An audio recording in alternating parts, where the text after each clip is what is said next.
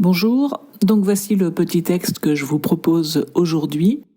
N'hésitez pas à appuyer sur pause le temps de votre méditation et ensuite vous pouvez poursuivre si vous le souhaitez la lecture de la vidéo pour écouter ce que ce texte m'a inspiré à moi.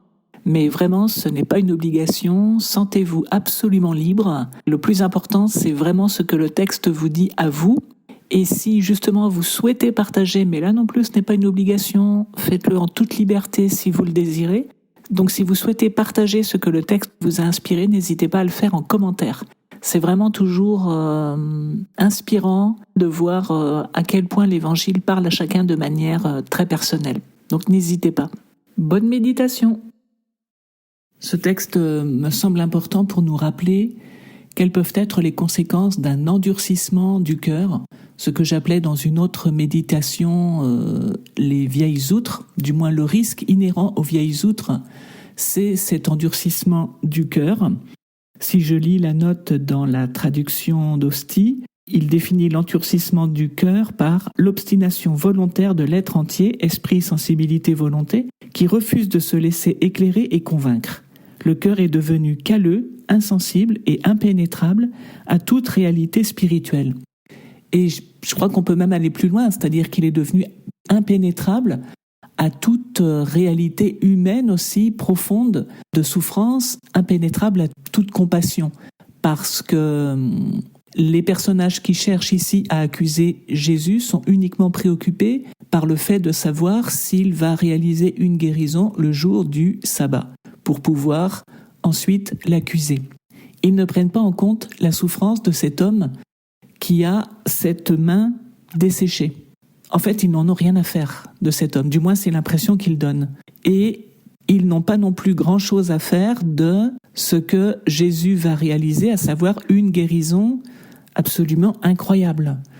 Une recréation totale de cet être humain qui avait sa vie amputée par ce problème au niveau de sa main, qui ne pouvait plus agir qu'à moitié, va être complètement restauré dans un nouvel acte de création, en fait, par Jésus. Et c'est quand même incroyable que des spécialistes de la religion ne perçoivent pas ce qui est en train de se produire.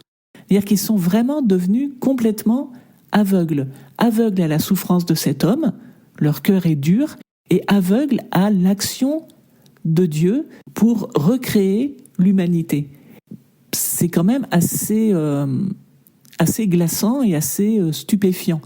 Et ce qui est stupéfiant aussi, c'est que, pour eux, Jésus a commis l'irréparable, il a fait ça un jour de sabbat, donc ils vont s'allier avec les autorités politiques, donc les spécialistes de la religion que sont les pharisiens, s'allient avec les autorités politiques, et on voit que ça sert en fait à faire mourir Jésus. Et là aussi, il y a de quoi méditer, je pense. Donc le fait qu'il se pose la question de tuer Jésus, comment tuer Jésus, m'a rappelé un livre d'un dominicain qui s'appelle Philippe Lefebvre, qui s'intitule « Comment tuer Jésus ?» et qui parle des abus qui ont été commis au niveau de l'Église, abus de toutes sortes. Et donc, en fait, il montre très bien que c'est les mêmes ressorts qu'on observe ici, avec à la base un endurcissement du cœur qui conduit à un aveuglement sur les souffrances humaines et sur le désir de Dieu. Alors, ce qui est réconfortant, pour revenir à cet évangile-là, ce qui est réconfortant, c'est que, évidemment, cela n'entrave pas, du moins à ce moment-là, et même plus largement, cela n'entrave pas l'action de Jésus pour soigner ou pour guérir les gens. Il ne s'arrête pas à ce que pensent les pharisiens, au complot des pharisiens et des hérodiens. Il continue avec sa mission, attristé, navré, en colère, de voir l'endurcissement du cœur de ceux qui, en théorie, seraient le mieux à même de le reconnaître, puisque c'est quand même des spécialistes de l'écriture, mais il continue avec sa mission et il nous montre le chemin de la compassion, indépendamment des circonstances, indépendamment des obstacles. Et je crois qu'il faut simplement moi en tout cas, c'est l'enseignement que je retire de ça, c'est vraiment, en dépit de l'incompréhension, en dépit des obstacles qu'on peut rencontrer, c'est se focaliser sur Jésus comme modèle qui qui agit et qui nous montre la voie en fait de la compassion.